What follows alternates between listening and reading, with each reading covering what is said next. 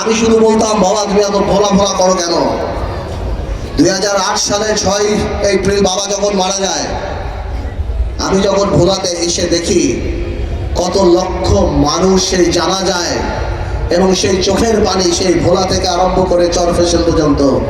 আজকে যারা আপনাদের পূজা মণ্ডপে যে আপনাদের সাথে গান গাচ্ছে, তারাই এক সময় কিন্তু আপনাদের মন্দির ভেঙে ফেলতে পারে, এটা মাথায় রাখবেন। আপনারা মনে রাখবেন, আপনাদের জন্য কিন্তু আমি শুধু বলতাম, বাবা তুমি এত ভোলা ভোলা করো কেন? 2008 সালে 6 এপ্রিল বাবা যখন মারা যায়, আমি যখন ভোলাতে এসে দেখি কত লক্ষ মানুষ সেই জানাজায় এবং সেই চোখের পানি সেই ভোলা থেকে আরম্ভ করে চরফেশন পর্যন্ত, সেদিন আমি উপলব্ধি করি যে কেন বাবা এই কথা বলতো।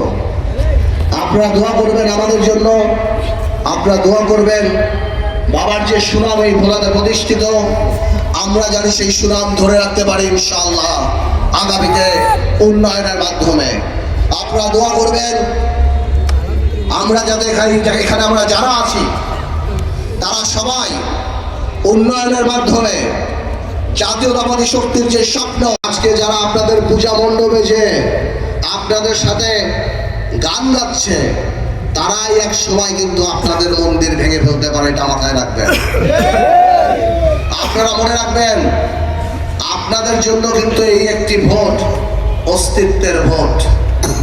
আপনারা কিন্তু আত্মীয় স্বজন সবাইকে নিয়ে ভোট কেন্দ্রে আসবেন এবং ভোট দিয়ে বুঝিয়ে দিবেন যে আমরা বাংলাদেশে থাকি, আমরা বাংলাদেশের নাগরিক, আমরা হিন্দু মুসলমান একই ছাদের নিচে একই আকাশের নিচে স্বাধীনভাবে বসবাসে বিশ্বাস করি।